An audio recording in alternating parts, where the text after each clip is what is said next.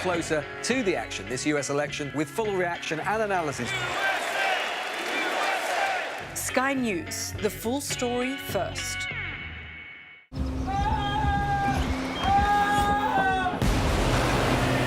most significant day of this conflict. They keep telling us that they want aid. And this is what's left of it. Dense, heavy vehicle. Why only in America? People want their country to work. Just want a job in a normal life. Why are these homes empty? I want you to be honest with people. That has happened within minutes. Sky News, the full story first. Free wherever you get your news.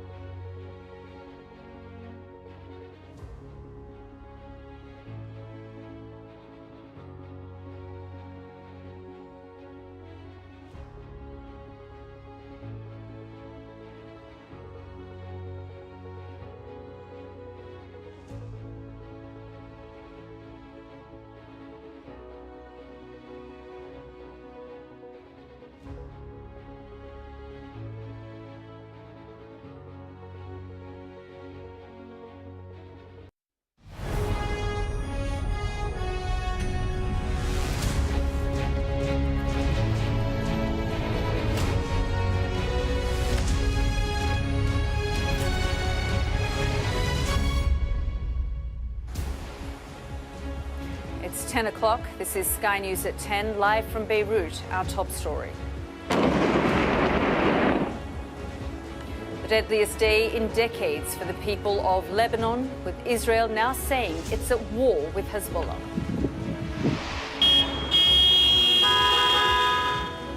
Nearly 500 people are killed, thousands more flee their homes as our special correspondent sees the danger they're facing. Oh, over there, to your left. There have been airstrikes every day and all through the day, and there's a big exodus of people. Israel says Hezbollah was planning another attack like October the 7th, but Iran says its enemy is setting traps to try to force a wider war. Also on Sky News at 10 tonight, the Chancellor says she's burning with optimism at Labour's conference, but it seems pensioners and now nurses don't agree. I don't want to see one pensioner die in this city because they can't afford to heat their house. We see the protests against the cuts to winter fuel payments and the health service stalwarts who say their pay rise just isn't enough. Nearly 2 months of rain in just one day, and the floods which closed schools and cut roads across the home counties and beyond. I tried my best, but I failed you. The note that prosecutors say was written by the man who allegedly tried to kill Donald Trump. And we'll take a first look at tomorrow's front pages in our press preview from 10:30 right through to midnight.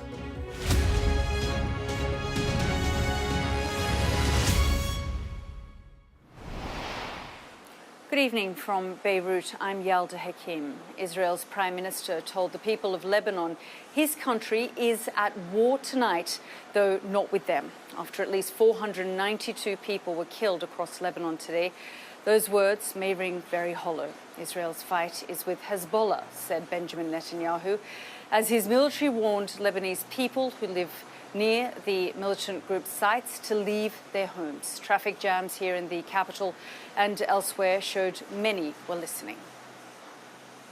Well, the Israeli military said it has struck 800 Hezbollah targets, mostly in southern Lebanon. They hit the regions of Nabatea, Tyre, Sidon, Bekaa, Hamel and Bint Jabil, as well as the capital Beirut, targeting a senior Hezbollah leader, Ali Karaki. The airstrikes were so widespread, they were detectable from space. Data from NASA showed an uptick of thermal activity across the south of the country. After the first round of airstrikes, the Israeli military warned civilians in the Bekaa Valley to leave their homes and villages ahead of further strikes on Hezbollah targets. The strikes came after Hezbollah launched around 150 rockets, missiles and drones into northern Israel. Most were intercepted by Israel's missile defense, but at least one struck a residential neighborhood in the town of Kiryat Bialik. In a moment, we'll hear from our Middle East correspondent, Alistair Bunkle, in the Israeli city of Haifa. But first, our international correspondent, John Sparks, reports from Beirut. It seems the fiery path to all-out war has begun in the hills of southern Lebanon. In a display of power and military might, the Israelis unleashed a massive aerial bombardment, targeting ammunition and infrastructure belonging to Hezbollah. Israel's Prime Minister stated, "We are changing the balance of power." But the Lebanese Health Minister said they were killing civilians. Hundreds of people have been reported dead, with more than 1,000 injured. The people who came to the hospital were civilians, including a large number of women and children. And they also targeted ambulances, medical centres, fire trucks and cars taking the internally displaced to safer areas. In South Lebanon, thousands of people took to the roads, an attempt to avoid the barrage. Some alerted by a televised warning broadcast by the Israelis, ordering residents to flee. In the Lebanese capital, that directive was delivered by phone, a recorded message in Arabic, picked up in every part of the city.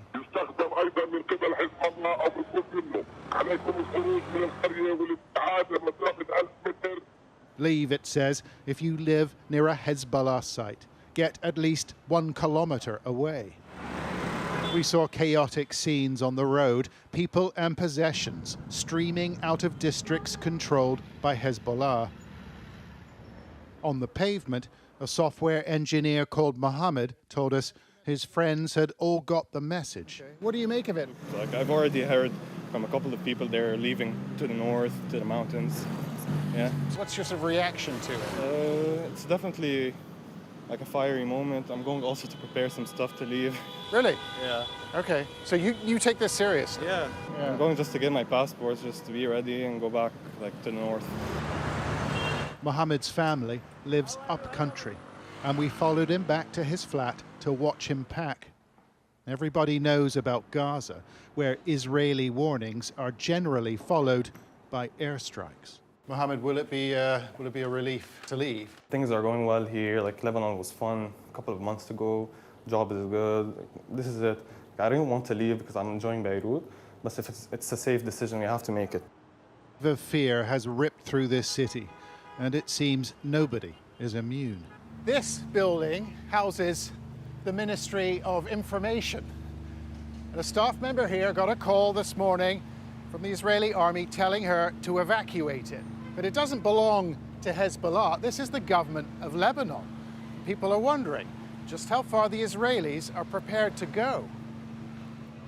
These attacks are the deadliest in Lebanon in 18 years. Yet Hezbollah has shown no sign of submission, its leaders vowing to continue the fight. John Sparks, Sky News in Beirut. Well, Sky special correspondent Alex Crawford is making her way through southern Lebanon and has seen the dangers those trying to flee are facing. Have a look. Oh, over there, to your left. Yeah.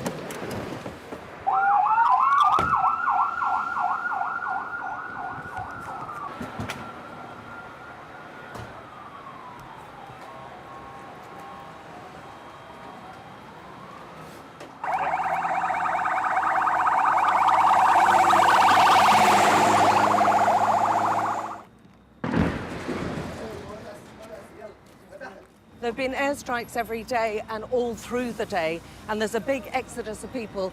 Hezbollah are very sensitive about us showing any pictures, and we're being hurried away right now. And Alex joins us now. Alex, I can see you're in the car, you're stuck with thousands of other people in that traffic jam. There are tens of thousands of people, Yalda, literally tens of thousands of people on the move, making very, very, very, very slow progress. We've been in this traffic jam now with all these tens of thousands of people for 7 hours now, and we've made about 15 kilometres of progress, a journey that would ordinarily only take probably about 15 to 20 minutes, and it goes on for much, much longer than 15 kilometres in both in front of us and behind us. Most of the cars, most of the vehicles are heading up north to get out of the south area. There are cars packed with families, loaded with children and grannies and as many different possessions that they can fit into the back of their car. And they have been sitting in this long, long, long queue. There are 6 lanes of people all trying to head north. It is absolute chaos, complete mayhem, utter gridlock, and airstrikes are going on around them. We were caught up, as you saw earlier, ourselves, just 200 metres from where this long 6 lanes across, both lanes are being used to go one direction, and they're 6 lanes strong. The airstrike hit about 200 metres away from we were. When we got out and went for it, as you saw, it looked like it had hit what appeared to be possibly a munitions store or some other explosives, because there were a number of secondary explosions which went on. The guy didn't say that he was from Hezbollah, but he was armed. He cocked his gun and he asked us to move quickly. And everyone around here is very, very sensitive about being, us actually broadcasting live. You can see the ambulances are still racing ahead down south, which is the direction that we're heading to, a whole row of them, and we've been seeing streams of them the entire journey, as well as these airstrikes around us, either in front of us, either side of us, a couple of kilometres away. They've been peppered, and this all along the journey, and they're still going on tonight. So it's going to be a horribly long night for the people of Lebanon. Yeah, Alex, as you say, a terrifying situation there for the tens of thousands of people, including children who are stuck in those cars trying to make their way north to get away from the fighting. Alex, thank you so much for joining us there from southern Lebanon. Whereas across much of Lebanon today, the streets were chaotic as thousands of people tried to escape the bombardment, as we saw there in Alex's piece.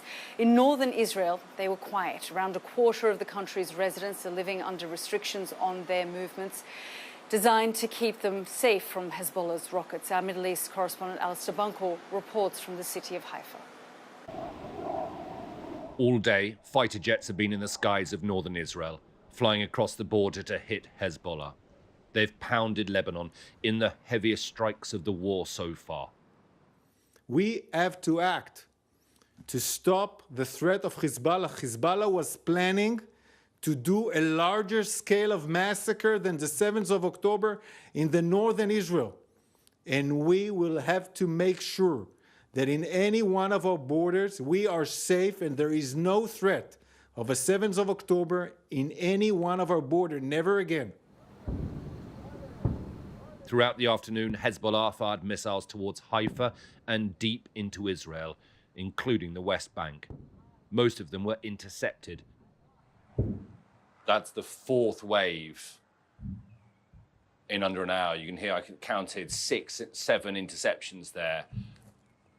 An 8th, 9th over the valley here. Hezbollah, they've taken their time, but they are now having their response to the Israeli attacks on them. Israel's prime minister warned his country that the coming days could be tough. We are facing complex days. I ask you, citizens of Israel, for 2 things. First, to obey the directives of the Home Front Command. It saves lives. And secondly, to stand together with determination, responsibility and, of course, patience. We will stand together. Together we fight. And with God's help, together we will win. Northern Israel, like southern Lebanon, is in a semi-lockdown at the moment. Schools are closed, many shops shut, beaches empty, and streets quiet. For the last 35 years, this restaurant exists. They had almost every year events, missiles, terror actions, and so on. This is the longest war that I have experienced, and there must be kind of an agreement that will be at the end, and as sooner is better. Tonight, more Hezbollah missiles were fired towards Haifa. The Iron Dome intercepted them over the bay. World leaders and diplomats are using words like de-escalation, calm, and ceasefire, but they're hollow pleas. Because right now, no one here is listening. Alistair Bunkle, Sky News, in northern Israel. We've got some breaking news that's just come in the last few minutes. We understand the armed wing of Hamas says one of its field commanders, Mahmoud al-Nader, was killed today in an Israeli strike in southern Lebanon. That's a statement that's come out tonight. So that breaking news, Hamas's armed wing says one of its field commanders was killed. And just a reminder that today in Beirut, there was another airstrike targeting another top commander, but there is no confirmation whether Ali Karaki is dead or alive tonight. Well, Iran's president said tonight that Israel is attempting to lay traps to lead his country into a broader conflict. He was speaking at the United Nations, and our international affairs editor, Dominic Waghorn, is there for us. And Dom, I mean, this situation is escalating very, very quickly. The death toll here in Lebanon has risen to almost 500. People are fleeing, and no doubt this is top of the agenda at the UN General Assembly. It is, Yara. The situation is changing dramatically and quickly, even in the hours since Masoud Pezeshkian said those words here in New York. And Iran is being watched very closely here, of course, because it is the patron and the paymaster of Hezbollah, and is paid in large part for the massive missile arsenal that Hezbollah has. 150,000 missiles it's thought to have at its disposal, hidden away in the hills of southern Lebanon and the Bekaa Valley. And it's chosen not to use that arsenal on the whole throughout this war. And the assumption amongst observers is the reason for that is that Iran has not allowed it to do so because it wants to keep that as an insurance policy for the day when Israel might attack Iran. So we're watching the Iranians to see whether that calculus is shifting. And I think what we heard from the president was reassuring. It was not a belligerent tone, wasn't quite conciliatory, but it certainly was urging restraint and calm and warning Hezbollah and others about falling into traps. But this is a fast-moving situation. And you have to say the Israelis are going after strategic targets, which strategic missile targets, fighters Hezbollah have got hidden amongst civilians. That death toll, if it continues to climb, Hezbollah may feel it has no choice but to strike back with much greater force. And if the Iranians regard this insurance policy that Hezbollah as being fakely compromised, and Israel has really given Hezbollah a massive pasting over the last week or so, the Iranians may feel they have no alternative also but to get drawn into this conflict. And the president is just one part of a multi-layered system of government in Iran. There will be hardliners pushing for a much more robust response. And of course, if Iran does get drawn into this, then it's a very different war, a regional conflict that we could be going into. Yeah, indeed. Dominic, thank you so much for bringing us up to date there from New York at the UN General Assembly. Well, the situation here is escalating, as Dominic was saying, at a rapid rate as Israeli jets pounded large swathes of southern and eastern Lebanon. The death toll has now risen to almost 500, and we understand 1,200 others have been left injured as a result of those airstrikes in southern Lebanon. Tens of thousands of people are now trying to flee the area to safety, to try and get to the north of the country and also to the capital here in Beirut. Already we have started to see an influx of people arriving. There is mass exodus from the south of the country this evening. We will continue to follow all of the developments here from Beirut. But for now, Anna, back to you in the studio. Yalda, thank you. Now, the Chancellor, Rachel Reeves, told Labour's conference today that she was proud to have delivered what she called a real pay rise to public sector workers. It seems, though, that many nurses, at least, were unlikely to be listening in what seemed a calculated snub. The Royal College of Nursing said it was rejecting the government's 5.5% pay deal. Junior doctors, of course, have been given 22%. Our Deputy Political Editor, Sam Coates, reports now from Liverpool. Rachel Reeves, Chancellor of the Exchequer. Her first conference speech as Chancellor. After months of doom and gloom about the state of the nation's economy, now reaching for a more hopeful message. So believe me when I say, my optimism for Britain burns brighter than ever.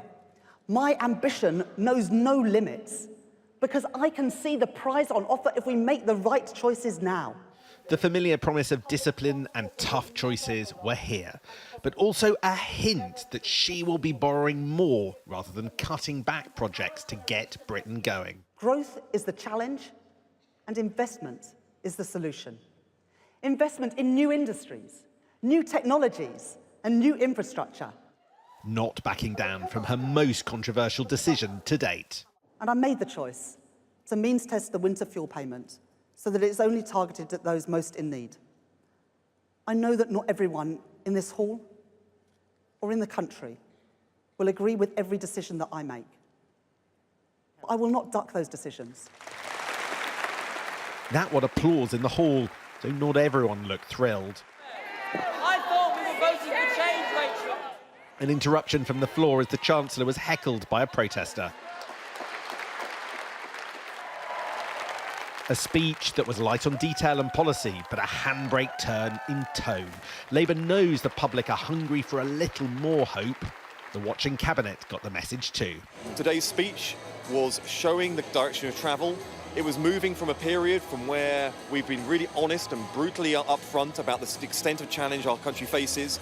She's told a story of change, and then soon we're going to get the budget where you're going to see a lot of detail about how we invest for the future. That's the key thing. A Chancellor signalling more money for growth. But the spending taps aren't being turned on for everything. Just as Rachel Reeves got to her feet, nurses rejected a 5.5% pay rise and are now demanding more and aren't ruling out strike action. A new standoff begins. To get noticed, you've been deliberately embarrassed her, haven't you? We haven't deliberately embarrassed her. That was not our intention. But what we do want to do is be listened to and come up with solutions, because 145,000 nurses have raised their voices. That's just one of the many big tests ahead for the Chancellor. But what this conference wanted was a dose of optimism, and they got it. A month until her first budget. Will it last? Sam Coates, Sky News, Liverpool. The Royal College of Nursing weren't the only people questioning Labour's spending decisions today. Pensioners who back the party, and many, of course, who don't, aren't happy at the decision to means test the winter fuel allowance. Our People and Politics correspondent Nick Martin spoke to some of them protesting at the party's conference. I don't want to see one pensioner die in this city because they can't afford to heat their house.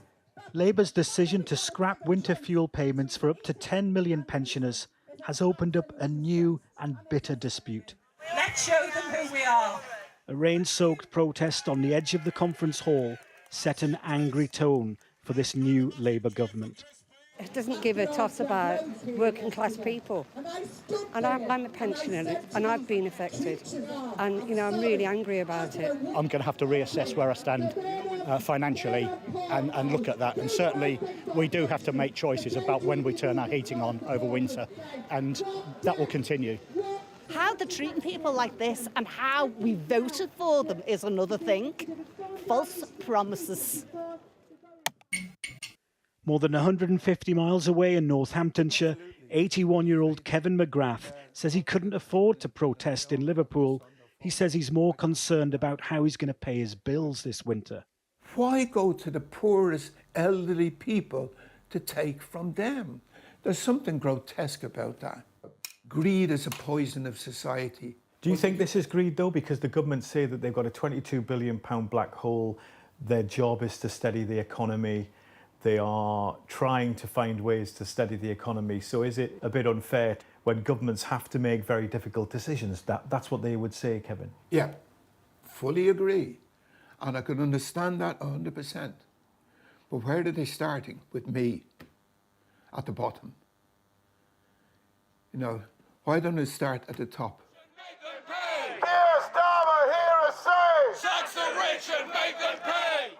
Here in Liverpool, Labour says there won't be a return to austerity, but that has fallen on deaf ears amongst the people outside the conference. A lot of these pensioners are Labour Party members. Many of them have told me that they hit the streets during the election campaign to drum up support for the Labour Party. Now this cut to the winter fuel allowance, many of them have told me, is leaving them out in the cold. It's not just the pensioners themselves, it's their families. It's an anxious time now for people because people are thinking, if they do this now, what else is going to happen to us, you know? The reality is, at the end of the day, that they need to reverse the decision. The government have tried to apply logic to their decision to scrap winter fuel. They believe it's vital for the economy, but it could turn out to be perilous for the party. Nick Martin, Sky News, Liverpool. Well, we're now closer to Christmas than the year's longest day, and the transition from summer to autumn can hardly have been harsher for many of us. There are Met Office rain warnings in place across large parts of England tonight after flash flooding brought on by more than a month's worth of rain in some areas in just 24 hours. But forecasters had predicted downpours of between 100 to 120 millimetres today. Floodwaters caused school closures, with some reporting flooding inside classrooms and through hallways. Shops have shut their doors, roads are inundated, and trains cancelled due to flooded rail lines. Sky Shimon Freeman-Powell reports now from Leighton Buzzard, one of the Bedfordshire towns where homes were evacuated.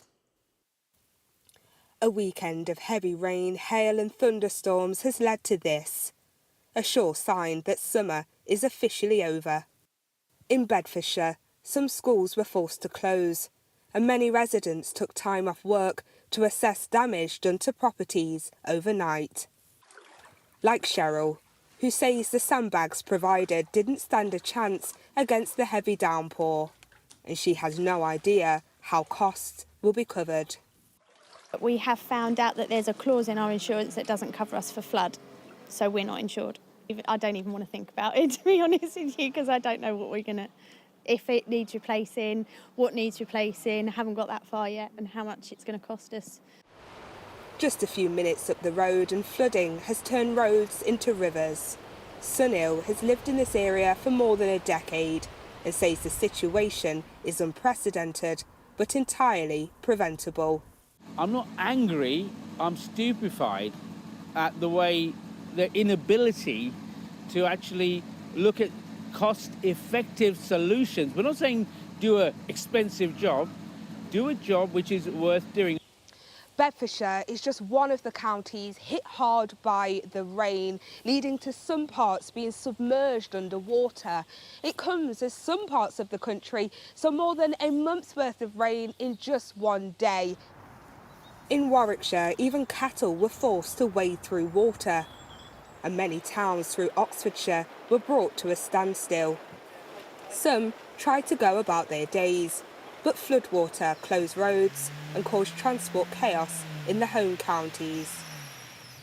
In London, football games were suspended as floods destroyed parts of a pitch, creating a sinkhole. But emergency services say they're most concerned about those in rural areas being cut off completely, with conditions on the road becoming difficult and extremely dangerous. And whilst the clean-up starts for those already hit hard, others brace themselves for the damage that could come as more wet weather is ahead. Shimon Freeman-Powell, Sky News. US prosecutors have revealed a note in which they say the man accused of trying to assassinate Donald Trump laid out his intentions. Ryan Ruth allegedly wrote, "I tried my best, but I failed you," in the months before being arrested, seemingly preparing for failure. He remains in custody after allegedly taking aim at Donald Trump at one of his golf courses in Florida. Our US correspondent Mark Stone has this report. Keep walking! This dramatic arrest of Ryan Ruth was the start of a multi-agency investigation to establish a motive, to learn as much as possible about this second attempt on Donald Trump's life, to find out if he was acting alone. And this now forms a key part of the inquiry, a letter written by Ryan Ruth and handed to a friend in the weeks before the assassination attempt, seized by investigators and released now by the Department of Justice in an effort to prevent bail. "Dear world," it reads, "this was an assassination attempt on Donald Trump, but I am so sorry I have failed you. I tried my best and gave it all the gumption I could muster." It continues, "Everyone across the globe, from the youngest to the oldest, know that Trump is unfit to be anything, much less a US president." This is where Ryan Ruth was allegedly lying in wait for the former president, his gun pointing through the perimeter fence of the president's Palm Beach golf club. The letter was found in a box along with ammunition, 4 phones and other letters. At Trump Tower here in New York, his team are being kept up to date on the investigation. And from the court documents, we do now have quite a few new details. That box where the letter was found was handed by Mr. Ruth to an acquaintance of his in the months before the shooting. And we know, too, that 6 phones were found in his car. One of them had a search for the route from Palm Beach to the Mexican border. Prosecutors have said that Ruth's rifle had a scope attached and an extended magazine allowing for more rounds. It was loaded with 11 bullets, with 1 in the chamber, ready to fire. We need 100,000 people here fighting. We know already that he had a particular focus on Ukraine, and in the letter he hints at what he sees as Trump's foreign policy failures. Ryan Ruth will remain in custody pending further proceedings, the judge saying he finds the weight of evidence against the defendant to be strong. The former president remains on the campaign trail, but Secret Service agents now steps away from him at all times. Mark Stone, Sky News in New York. One of the women who says she was sexually abused by Mohammed Al-Fayed has told Sky News tonight that the publicity since a recent documentary about him means the situation for her is very different now. Cheska says she had been approached by police before, asking if she wanted to press charges, but hadn't because no one else seemed to be standing up publicly. She was speaking to my colleague, Sarah Jane Mee. A year on from his death, more and more alleged victims are coming forward, sharing their experiences with Harrods then chairman, Mohammed Al-Fayed. He said, I cannot help you with your acting career unless you sleep with me. So that was my option. Cheska started working for Al-Fayed at the age of 19 and at first saw Harrods as a world of possibilities. I was sent a letter completely out of the blue saying that they'd heard I was interested in a career with them. It was nothing that I had instigated. Anyway, I went along for the interview, was asked if I'd ever worked in an office before, Mohammed Al-Fayed came into the interview, asked me if I knew who he was, and I said no. And I was told there and then that I'd got the job as his junior personal assistant, and, you know, perhaps alarm bells should have been ringing. Cheska was lured to Al-Fayed's apartment with a promise of aiding her acting career by putting together a portfolio to send to his son Dodi, who at the time was a well-known Hollywood film producer. He came round from behind the camera and grabbed my arms and kissed me. And I pushed him off and sort of said, you know, what are you doing? This is unacceptable. You're married. How do you feel today? Because obviously a lot of people will have watched the documentary over recent days. Yes. And think of you in terms of what kind of justice can you get now? Because he is not around to answer for his crimes, to pay for his crimes, alleged crimes.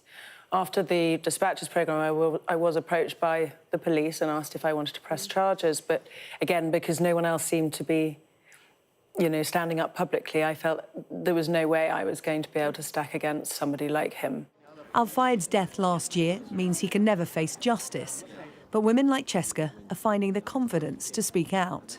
I hope that everybody does get some kind of peace from this, apart from anything else. Sarah Jane Mee, Sky News. One of Mohammed Al-Fayed's alleged victims speaking to my colleague Sarah Jane Mee tonight. Well, Harrods has told Sky News that they're taking steps to offer counselling to all victims who might need it. They have also said, we are utterly appalled by the allegations of abuse perpetrated by Mohammed Al-Fayed. These were the actions of an individual who was intent on abusing his power wherever he operated, and we condemn them in the strongest terms. We also acknowledge that during this time his victims were failed, and for this we sincerely apologise. We are doing everything we can to fix this. Well, that was Sky News at 10. Coming up, we'll take a first look at tomorrow's newspapers in the press preview. Tonight, I'm joined from the Labour conference in Liverpool by the political editor of the Daily Express, Sam Lister, and Liam Thorpe as well, political editor of the Liverpool Echo. Among the stories we will be discussing, the Chancellor's speech, with the Eye saying she plans on cutting benefits to fund a public spending boost. That and plenty more when we come back.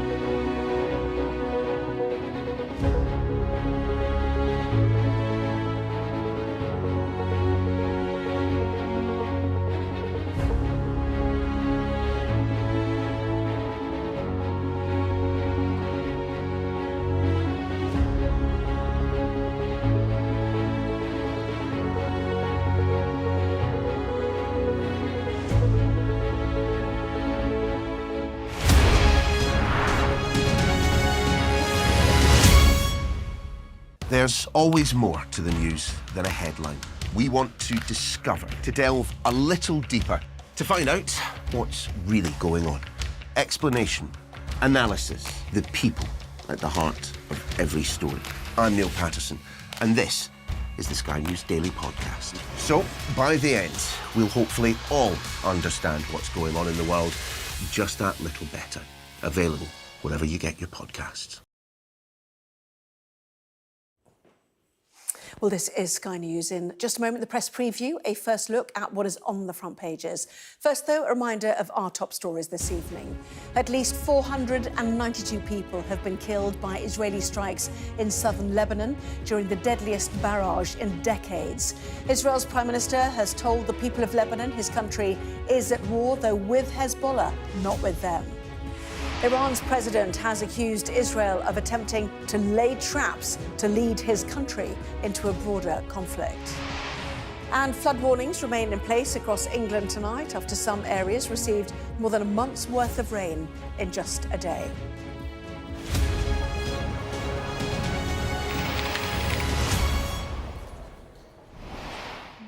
Hello there, you're watching the press preview, a first look at what is on the front pages. Time then to see what's making the headlines with the political editor of the Daily Express, Sam Lister, and the political editor of the Liverpool Echo, Liam Thorpe. Bit lonely without you, have to say, but looking forward to speaking to you. So let's see what's on the front pages then. Let's kick off with the Eye, reporting on Rachel Reeves' speech at the Labour conference, highlighting that the Chancellor is considering cuts to welfare to fund spending increases. Daily Express looks at the scrapping of the winter fuel payment as delegates booed a decision to delay the vote on the issue until Wednesday. Financial Times focusing on doubts over Rachel Reeves' borrowing rules as the Chancellor paved the way for higher government spending. The Telegraph says there's light at the end of the tunnel, according to Sir Keir Starmer, who will use his conference speech on Tuesday to tell the country to put up with some short-term pain for long-term prosperity.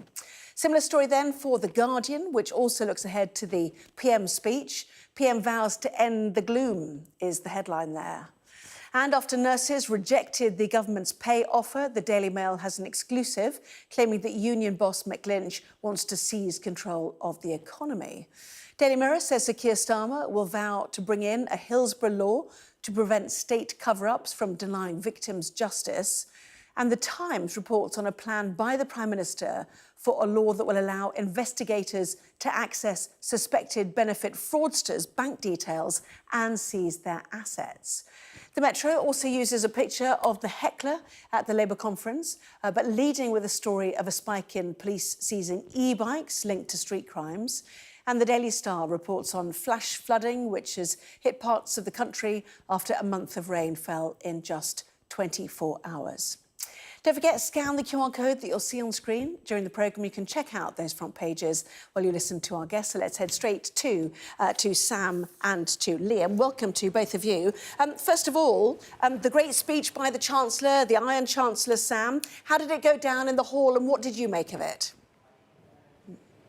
Yeah, it was interesting because she started out, obviously we've heard all these complaints from senior figures in the Labour Party about the doom and gloom and how they've gone a bit too far on it. We know it's hit business confidence and consumer confidence. And there's concerns about, the Chancellor and PM talking the country into a recession. So she determinedly struck a more upbeat tone. She started with a kind of discussion about how she was the first female Chancellor, how proud she was about that, how pleased she was that Labour had secured a landslide. And she really was trying to kind of be upbeat. She was talking about how optimistic she is for the future of the country. But obviously she has some big decisions to make, and the Eye refers to this. She's got a month to find some money, and obviously there are certain things that are obvious targets. The ballooning welfare bill is one of them, and it looks as though she may be well looking to try and bring down that sickness benefits bill, which we know has risen in the last few years since COVID. Yes, to massive levels. I mean, this is a really tricky area, isn't it? Having tackled the winter fuel allowance, to go straight to welfare benefits, Liam, that'll hardly go down well with the base, don't you think? Yeah, absolutely. I think when you look at Labour in office so far, what have we had? We've had cuts to the winter fuel allowance affecting millions of pensioners this winter. Labour didn't take on a decision to scrap the two-child benefit cap. So we're talking about vulnerable people here, and I report regularly on people who are absolutely reliant on benefits, and I think this may be seen by the base, by people in this city as well, and other places that have massive issues with deprivation, as going after the kind of vulnerable people rather than those with the broadest shoulders. I thought the speech today, as Sam said, she was trying to be optimistic, but there's this kind of big elephant in the room, and it's all about the budget in 4 weeks' time. There's, Rachel Reeves said no more austerity today, but she also said no more taxes on working people. So we're all kind of waiting to hear where she's going to find the money to fund public services, to fill this £22 billion black hole. And I think a lot of people will be disappointed to hear that her most obvious target is more vulnerable people. We've had protests today, and we'll talk about that later, from pensioners. People here in this city and elsewhere will be asking, what about those with broader shoulders? Well, I mean, the Daily Express picking up on that, furious Labour silences winter fuel pay debate. We saw the protest there. So what's happened to this discussion on winter fuel? Knocked to Wednesday, to when what? Well, most people have gone home? Is that what's happened? Yeah, it does seem like Labour is shying away from this. They have tried to bury this vote at the fag end of the conference. The Prime Minister will have already jetted off to New York for the United Nations General Assembly. So he will be long gone by the time this vote takes place, if it ever does, in fact, take place. I mean, really, this is it's not a binding vote. It wouldn't force the government into doing anything, but it is symbolic, and they don't want to have that embarrassing fight with the unions at their first conference. Now, I went with my team down to the protest just on the outskirts of the conference today, and despite the torrential rain, it really was unpleasant conditions, people had turned out because they are so angry about this. One chap I spoke to had come from Sheffield. He wasn't a member of the union. He just heard about the protest and wanted to come over and show his upset about this.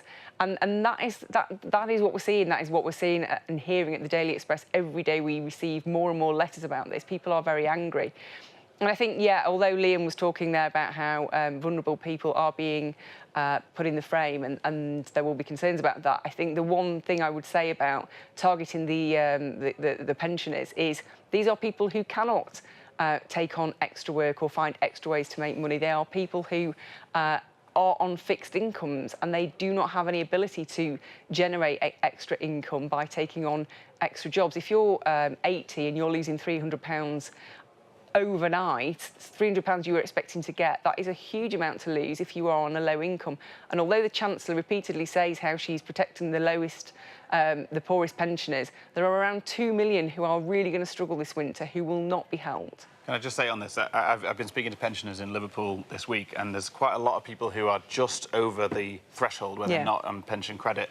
And I think, and there was a kind of voice in the room that said that there is potential in means testing this benefit, but it's been done badly. Yeah. And there's this kind of middle section of people who are not wealthy, not rich, as you say, on a fixed income, but are just over that threshold, and they're the ones who are really going to suffer. They're really going to suffer. And I wonder if that's it, rather than a complete rejection of the policy, there's going to be a kind of reworking of it, possibly.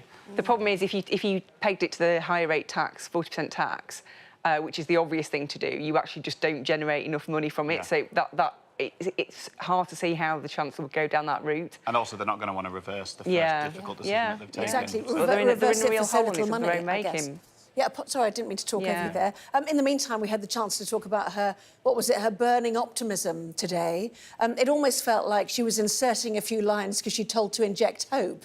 We've seen the Daily Telegraph looking ahead to Sir Keir Starmer's speech on Tuesday, light at the end of the tunnel. I mean, is it a bit, Sam, a bit like painting by numbers at the moment? Everyone said, you know, we need to see the future end game. You need to give us hope. And here are all these lines kind of inserted. Yeah, I mean, it's been interesting to me, this conference, because I do feel there are two distinct conferences going on here. You have the members, the grassroots, the people who are absolutely cock-a-hoop, and they are going around all the fringe events. They're really upbeat and very, very happy. But when you speak to ministers, when you speak to special advisors, it's a totally different picture.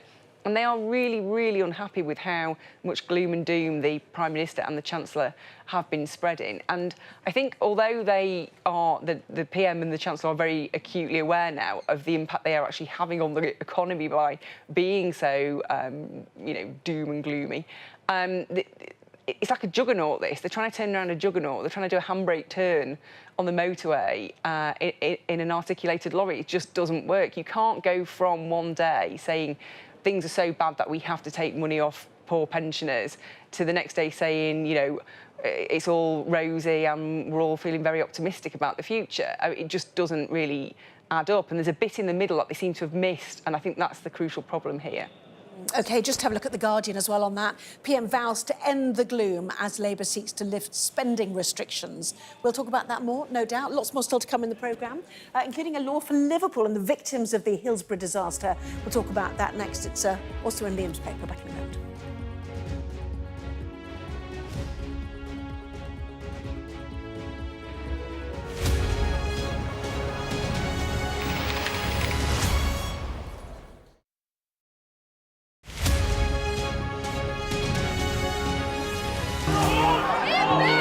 Mayhem in the Middle East, rippling in America's West. Get back! Get back! The resolve of these protesters is now being seriously tested. I saw police being forced or pushing young men and women to the ground as they made almost 100 arrests. None of this is a peaceful protest. I'm Martha Kellner and I'm Sky's US correspondent based here in Los Angeles. How are you feeling? I am angry. It is an anti-woman agenda. Sky News, get the full story first. Will the cold affect your voters? Well, we have a lot of tremendous support, but it's nasty out there. Can you beat Donald Trump, Governor? President Biden, do you trust President Xi? President Biden says that this meeting went well. He said real progress was made on a whole host of issues. Will your candidates win? I hope so. I think they will. I think they're great candidates.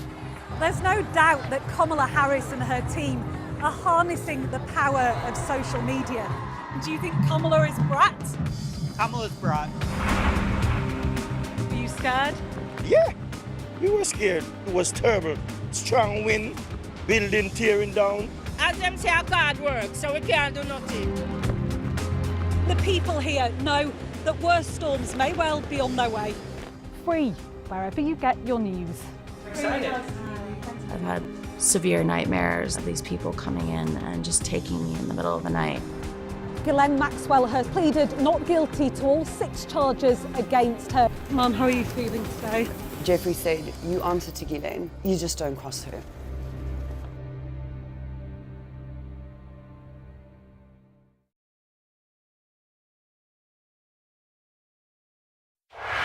I'm Dominic Waghorn, Sky's International Affairs Editor, covering a world that seems to be unravelling. War, unrest, revolution. It's our job to try to make sense of it all.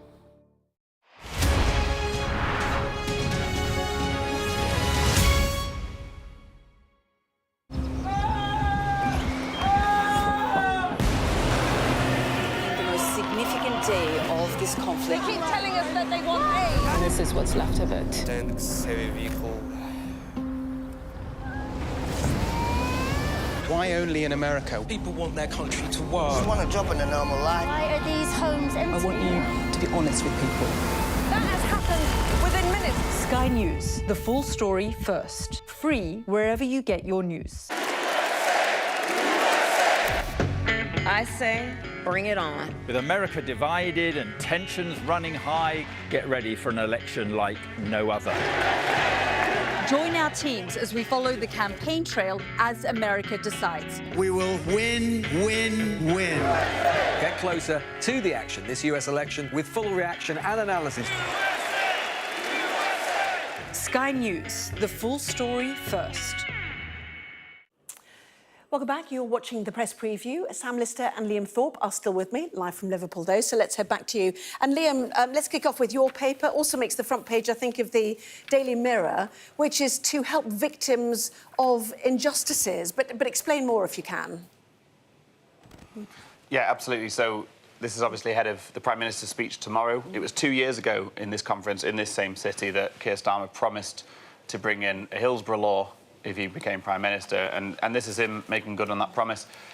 It is something that the campaigners and the families of the victims of the Hillsborough disaster have campaigned on, and many other people, for a long, long time, and it's a massively significant change in the law. It's a huge victory for those people who've campaigned for so long, and there are different elements to it, and what we've got today in the Echo and in the Mirror is setting out those first steps about how this package of measures will actually change people's lives and change the law in this country. The most important thing really is this duty of candour, and this means that public officials have to tell the truth when it comes to major disasters, major scandals. We've seen a number of these kind of scandals in this country, whether it's the Grenfell disaster, whether it's the post office scandal, whether it's infected blood, and they all have a similar theme, and it's that the people who are just unlucky enough to be caught up in these situations have faced lies and smears and obfuscations from the state, from big organisations for a long time. And, you know, the Hillsborough families had to battle for more than 3 decades to kind of get the truth of what really happened in 1989. And this is an enormous victory for those families and a huge moment for them that the Prime Minister is going to set out that this is going to become a law. The other element to it is that there's going to be an independent public advocate who is recruited. That recruitment starts tomorrow when the Prime Minister makes his speech. That person's going to be deployed to any of these major disasters immediately to liaise with families, to gather information, to act on behalf of those families, which is something that the Hillsborough families never had. So it's a big deal. It's a really big deal. Obviously, in this city, it's huge, and it's a big moment for those families, and I hope they're very proud of everything that they've done. Yes, and we remember, you know, the grind, the pain, the decades fighting for justice for Hillsborough. And in fact, the Daily Mirror picks up on some of those examples you mentioned there. Hillsborough for one, Grenfell 2, infected blood campaigners. You know, it seems sort of systemic at the moment, Sam, with the number of cases we've had. Even today, you know, sub-postmasters saying they're still noticing glitches on the Horizon IT system. So whether this makes a difference, we'll have to see. But, you know, at least a promise fulfilled, I suppose, for those victims. I think it's an important step, and I think, you know, the pain and suffering that people involved in these tragedies go through is unimaginable, but to heap then on top of it a betrayal by the state is just unbearable. And I think, you know, any right-thinking person would want to see something introduced that would ease that and prevent future scandals happening in the same way. And I think certainly I used to work in Liverpool. I used to work on the Liverpool Echo, where Liam is now. This is a story that has, you know, it is part of the city's makeup, it's part of the city's soul. But also we've seen the very recent example of Grenfell. You know, it's only a few weeks since we had the publication of the report. And when you were actually looking through that and seeing the details, the kind of callous disregard for people's safety, and the greed at the heart of all that, and then the fact that it took so long to get to the bottom of it. I mean, you know, if there isn't a way of easing that, making it easier to get answers quickly for families involved in tragedies, I think that's only a good thing. I think the important thing to say here is that for too long, the power in this country is in the wrong place. And that's I really apologise. We're already over. I do apologise. Sam Lister, Liam Thorpe, thank you. Obviously, see you in the 11. We can talk for longer. Let's take a look at the weather then, shall we? Lots of flooding, as you know, and after more than a month's worth of rain in parts of the south, tomorrow looks drier before rain moves in again on Wednesday. Most places will have a dry start to the day, bar a few showers. Blustery north of Scotland will see outbreaks of rain. Also some for East Anglia and the southeast. That rain clearing to leave much of southern Britain dry, despite plenty of cloud around. Elsewhere, sunny spells developing along with showers. Parts of Scotland will see more general rain, cooler overall, but as I said, more rain coming on Wednesday. Well, Sky News at 11 is next. Our press preview continues. Hundreds dead in airstrikes in Lebanon as Israel says it is at war.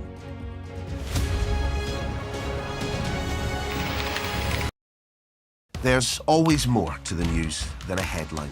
We want to discover, to delve a little deeper, to find out what's really going on. Explanation, analysis, the people at the heart of every story.